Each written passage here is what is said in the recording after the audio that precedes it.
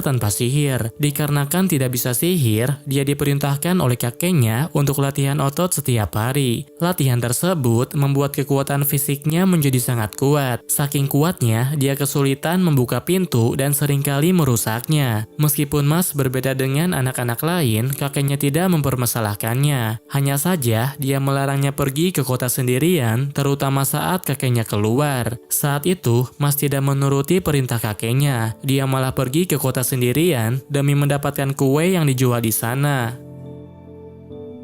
Ketika Mas berkunjung ke suatu toko, dia membuat pemilik toko ketakutan karena genggamannya bisa membuat koin menjadi bengkok. Selain itu, dia juga membuat banyak orang kebingungan karena tidak memiliki tanda penyihir. Meskipun orang-orang sedang memperhatikannya, Mas tidak terlalu memperdulikannya. Dia hanya berjalan dengan santai sambil memakan kue yang baru saja dibeli olehnya. Kemudian, tidak sengaja dia menabrak seorang polisi yang sedang mabuk-mabukan. Karena krim kue itu mengotori bajunya, polisi itu pun tidak terima dan melampiaskan amarah kepadanya. Sementara Mas merasa kasihan kepadanya, makanya dia berniat untuk membersihkan bajunya, tapi malah membuatnya rusak karena cengkeramannya terlalu kuat. Semakin lama, situasinya semakin memanas. Sebelum Mas mendapatkan masalah besar, kakeknya segera membawa Mas menuju ke rumahnya. Namun, mereka tidak membiarkannya kabur begitu saja. Dengan memakai sihir, mereka dapat melacaknya dan menemukan lokasi Mas berada. Sebagai hukuman karena tidak mau menuruti kakeknya, Mas diberi perintah untuk mengulangi latihan paginya. Pada saat yang sama, dari pihak kepolisian sudah sampai ke rumah kakeknya. Sementara Mas yang sedang mengulangi latihan paginya sudah selesai dalam waktu 5 menit saja. Makanya dia berniat untuk kembali ke rumah dan memakan kue yang barusan. Namun, ketika dia sampai di depan pintu, dia mendengar suara kakeknya yang sedang berusaha menyembunyikannya. Ternyata, alasan mengapa sihir berkembang pesat adalah karena mereka menyingkirkan orang-orang yang tidak punya energi sihir. Bagi mereka yang tidak bisa menggunakan sihir akan mendapatkan perlakuan khusus dan dianggap tidak punya hak hidup. Meskipun sudah dipaksa dengan berbagai ancaman dan kekerasan, kakeknya tetap menolak untuk menyerahkan Mas. Kakek itu masih melindunginya supaya Mas lari dari sana. Mas tidak mungkin lari meninggalkannya. Daripada pergi sendirian, dia memutuskan untuk melawan dan mengalahkan mereka semua. Ternyata, kekuatan pukulannya sangat mengerikan. Dia bisa membuat orang terpental sampai menyebabkan rumahnya jebol. Brad merupakan polisi sihir yang berasal dari Biro Keamanan. Penyihir biasa tidak ada yang bisa menghadapinya, apalagi untuk seseorang yang tidak bisa memakai sihir. Namun, semua itu tidak berlaku untuk Mas. Dengan kekuatan fisiknya, dia dapat menepis semua serangan yang diarahkan kepadanya. Karena serangan biasa tidak mempan, Brad mengeluarkan berbagai serangan yang lebih kuat dari sebelumnya. Tapi hasilnya sama saja, tidak ada satupun yang mempan. Melihat potensi yang dimilikinya, Brad memutuskan untuk mengubah tujuannya. Dia akan memasukkan Mas ke dalam sekolah penyihir agar terpilih menjadi visioner suci dan diterima oleh masyarakat. Akademi Sihir Eastern adalah akademi terkenal yang menyerap banyak murid untuk menjadi pilar dunia sihir. Ujian masuknya sangatlah sulit. Dengan persentase kelulusan kurang dari 3%, hanya orang dengan energi sihir hebat saja yang bisa membuka gerbang Eastern. Lucci merupakan guru yang mengawasi ujian masuk. Ketika melihat calon peserta, dia kesal karena ada yang latihan fisik, padahal ujian masuk akan dimulai. Menurut Lucci, orang aneh seperti itu pasti langsung gagal. Tapi kenyataannya tidak demikian. Ketika diberi lembar ujian yang telah dimasuki oleh sihir, Mas menjadi orang pertama yang dapat menyelesaikannya. Padahal orang lain kesulitan karena harus memecahkan sihir yang rumit. Tes yang lainnya juga bisa dilalui dengan mudah. Dia berhasil mengelabui semua orang dengan kekuatan fisiknya dan terlihat seakan bisa menggunakan sihir. Hal ini membuat Lucci semakin kesal. Karena tidak menyukainya, dia berniat untuk menggagalkan Mas dengan menggunakan berbagai cara. Ujian selanjutnya adalah menyelesaikan labirin. Labirin itu bukan labirin biasa. Di sana sudah dipasang berbagai perangkap yang diciptakan dengan sihir. Mas beranggapan kalau labirin itu kelihatan gampang. Tapi karena ada cewek yang ingin ikut dengannya, maka dia membutuhkan waktu lebih lama untuk menyelesaikannya. Alasannya adalah karena cewek itu terlalu ceroboh sehingga terkena banyak perangkap. Cewek itu bernama Irvin. Di saat waktu hampir habis, Irvin mulai menggunakan sihirnya untuk menghentikan Mash. Tampaknya dia telah disuruh oleh seseorang untuk menggagalkan Mash. Tapi semua usaha yang dilakukan olehnya tidak pernah berhasil. Mash dapat mudah menghancurkan perangkap dan segera menuju titik tujuan. Kemudian, di saat Irvin sedang sendirian, ada sesuatu yang menyerangnya. Karena kasihan, Mash memutuskan untuk kembali dan segera menyelamatkannya. Setelah itu, dia menerobos labirin secara langsung sehingga bisa sampai sebelum waktu yang ditentukan. Meskipun Mash berhasil menyelesaikan labirin, tapi hampir semua peserta tidak bisa menerimanya. Mereka menyuruhnya untuk pulang karena sudah berbuat curang. Kemudian, Irvin meminta semuanya diam. Dia memberitahu kepada semua orang kalau Guru Lucci memerintahkannya untuk menghalangi Mash mencapai tujuan. Setelah kesalahannya terungkap, Lucci mengaku ingin mengusir murid yang tidak disukai olehnya. Dia ingin mengeluarkan mereka dari sana meski harus secara paksa. Di saat situasi semakin memanas, kepala sekolah tiba-tiba datang untuk menghentikannya. Dia akan mengambil alih ujian masuk itu serta membuat Lucci bertanggung jawab. Selanjutnya adalah melakukan wawancara akhir. Di dalam suatu ruangan, masih diberi berbagai pertanyaan untuk mengetahui apa tujuannya. Setelah melewatinya, maka dia diakui sebagai murid di sana. Setelah lulus ujian masuk Akademi Sihir Eastern, Mas mulai mempelajari sihir dasar, yaitu mantra membuka gembok. Tak membutuhkan waktu lama, dia bisa langsung membukanya, tapi gurunya juga langsung memarahinya karena dia membuka gembok itu secara paksa. Salah satu murid yang duduk di sampingnya menganggap kalau Mas itu anak berbahaya, makanya dia ingin menghindarinya dan tidak mau terlibat dengannya. Namun, tampaknya mereka akan selalu bertemu karena ditempatkan di asrama yang sama. Murid yang satu asrama dengan Mas itu bernama Vin Ames. Belum apa-apa, Mas sudah membuatnya bingung karena merusak pintu kamar. Walau begitu, dia berusaha bersikap normal. Sebagai murid yang lebih lama belajar di sana, Vin memperbolehkan Mas bertanya jika ada yang tidak dimengerti olehnya. Namun, demi menjaga kehidupan sekolahnya, Vin akan tetap menjaga jarak. Sedangkan Mas akan mengandalkannya karena menganggap Vin sebagai orang baik. Pelajaran berikutnya adalah belajar naik sapu terbang. Mas sudah mengikuti semua cara yang dijelaskan oleh gurunya, tapi karena tidak memiliki energi sihir, maka dia tidak bisa menerbangkan sapunya. Tidak lama kemudian, ada satu murid yang cari masalah. Mas ditantang untuk adu kecepatan, dengan taruhan yang kalah harus menuruti perintah yang menang. Dengan penuh percaya diri, Mas menerima tantangan tersebut. Dia melompat dengan kecepatan yang sangat tinggi, sehingga orang-orang kebingungan dan tidak mengerti apa yang telah terjadi. Sementara orang yang menantangnya menganggap Mas bermain curang. Selang beberapa waktu, murid yang bernama Kafel mencoba berbicara dengannya. Karena tertarik dengan aksinya yang barusan, Kafel meminta Mas untuk datang lagi ke sana setelah jam belajar berakhir. Kafel merupakan murid berandalan yang sering menindas orang-orang. Dia berani melakukan berbagai kekerasan karena dilindungi oleh jabatan tinggi orang tuanya. Hampir semua murid takut kepadanya. Tidak ada satupun yang berani melawannya karena bisa dikeluarkan dari akademi. Setelah pelajaran berakhir, Mas malah menyibukkan dirinya dengan membuat kue. Dia tidak sadar kalau Kafel sedang menunggunya di area lapang sekolah. Keesokan harinya, Mas menjadi korban kejahilan. Dia tidak bisa menggunakan buku pelajaran karena ada yang merusaknya. Beruntung, Vin tidak terlalu jauh dari dirinya, sehingga dia bisa meminjam buku dan meminta bantuan lainnya. Saat jam istirahat, Kafel mulai mendekati Mas. Dengan koneksi orang tuanya, dia bilang akan membantu Mas untuk menjadi visioner suci. Tapi sebagai syaratnya, Mas harus menuruti perkataannya. Tanpa berpikir panjang, Mas setuju dengan syarat itu. Dia tidak menyadari kalau dirinya sudah dibohongi.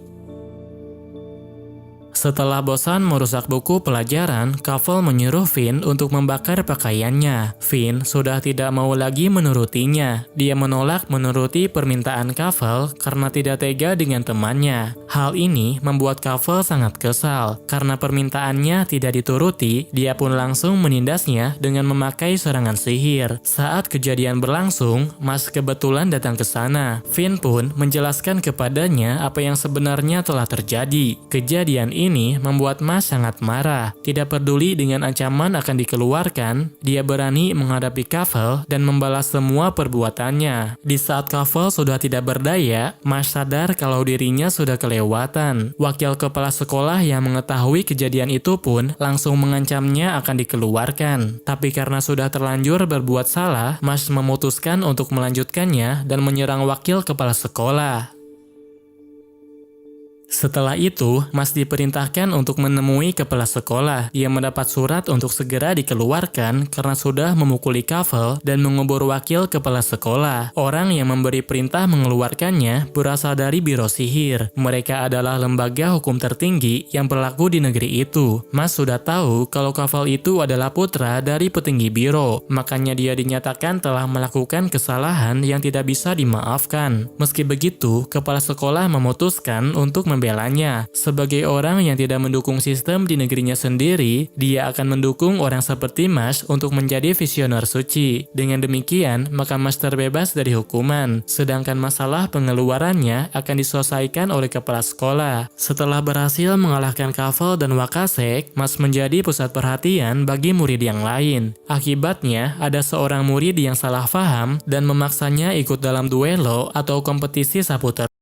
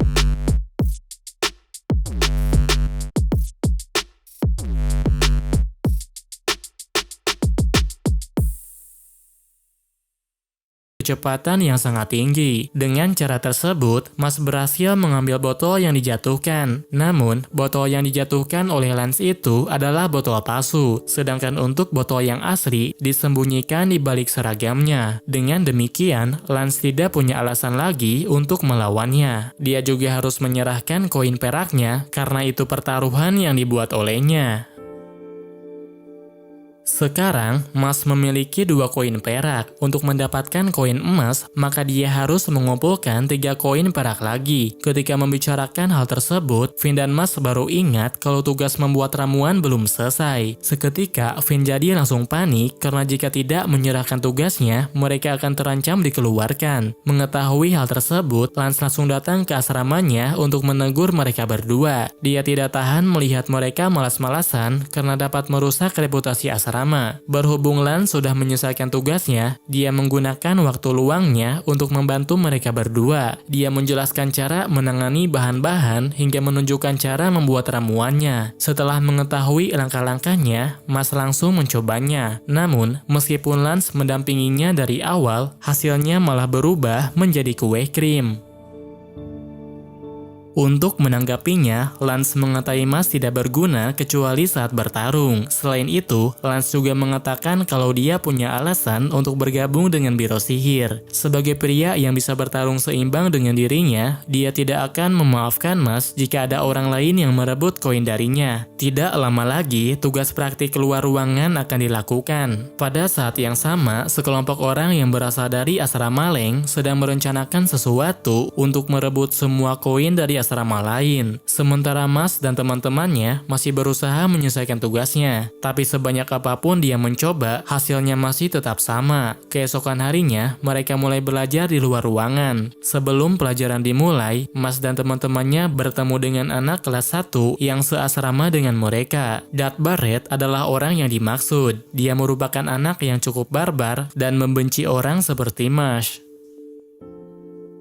Tak berselang lama, ada salah satu guru menjelaskan apa yang harus mereka lakukan. Dalam pembelajaran itu, asrama Alder dan asrama Leng akan bekerja sama. Mereka harus kerja sama dalam mengalahkan kalajengking yang terdapat di dalam hutan. Sebagai hadiahnya, mereka akan mendapatkan koin perak atau koin perunggu. Ketika guru sedang menjelaskan, ada salah satu murid dari asrama Leng yang mencari masalah kepada Mas. Mas diserang dan diberi peringatan agar tidak besar kepala dengan pencapaiannya. Lance menahan Mas supaya tidak meladeninya. Selain berbeda 1 tahun di atas mereka, dia juga terkenal karena kenakalannya dan banyak melukai orang-orang yang tidak disukai olehnya. Saat berada di area hutan, Lance menyarankan agar mereka bekerja sama. Namun rencana itu tidak bisa dilakukan karena Mas tertinggal sendirian. Setelah itu, Mas malah bertemu dengan Dad dan terlibat masalah dengan Lauren atau cewek yang memiliki sihir pemikat.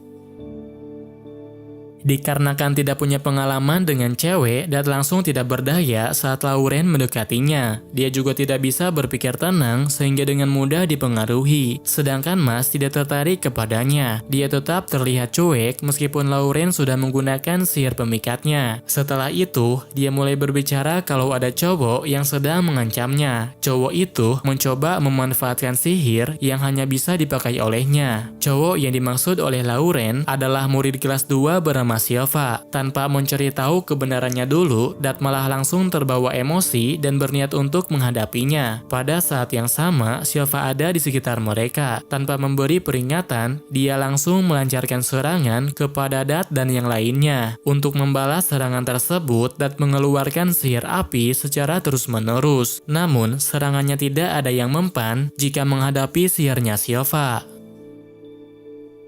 Di saat Dad kehabisan cara untuk melawannya, Silva memberi kesempatan dengan suatu permainan. Dalam permainan itu, dia harus bisa menahan serangannya sebanyak 5 kali. Supaya mau mengikutinya, Silva juga bilang dia akan mentaati aturan. Dia bersedia mempertaruhkan 1 koin perak dalam permainannya. Dad menerima tantangan tersebut. Dikarenakan Mas terlihat tidak berguna, dia juga mengambil bagiannya sehingga harus menahan serangan 10 kali. Demi cewek yang meminta bantuan kepadanya, dia berjuang tanpa henti sampai serangan ke-10. Tapi semua perjuangannya jadi sia-sia karena cewek yang dia lindungi itu sudah menipunya. Ternyata Lauren dan Silva itu bersekongkol dan sudah dipermainkan dan disakiti habis-habisan. Setelah mengetahui situasinya, Mas mulai turun tangan. Kali ini dia yang akan menerima 10 serangan itu sambil mengatai mereka sebagai sampah.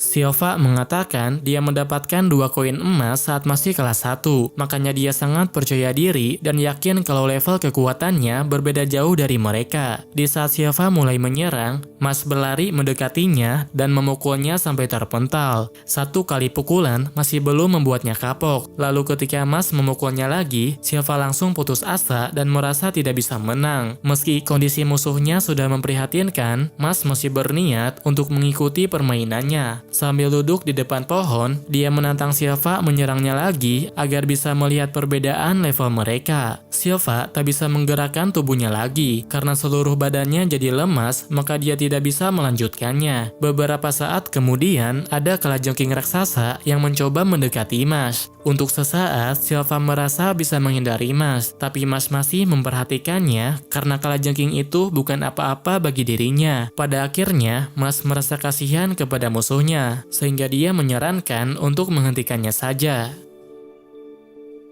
Lauren tidak bisa membayangkan kalau Silva akan kalah, makanya dia langsung pura-pura nangis dan menyesali perbuatannya. Sambil memeluknya dari belakang, Mas bilang tidak apa-apa. Lalu setelah Lauren merasa aman, dia langsung membantingnya sangat keras. Dengan begini, maka tugas praktik luar ruangan selesai dilaksanakan. Mas berkumpul lagi dengan teman-teman asramanya yang sangat mempedulikannya. Melihat Irvin yang sangat perhatian terhadap Mas, membuat Dad terlihat kesepian. Namun, sikapnya jadi kembali normal setelah Irvin datang memperhatikannya. Lance memberitahu Mas kalau asrama Leng sedang memburu koin dan menargetkan asrama Alder. Asrama Leng terdiri dari murid kalangan bangsawan. Mereka tidak ingin ada orang lain selain bangsawan yang masuk biro sihir.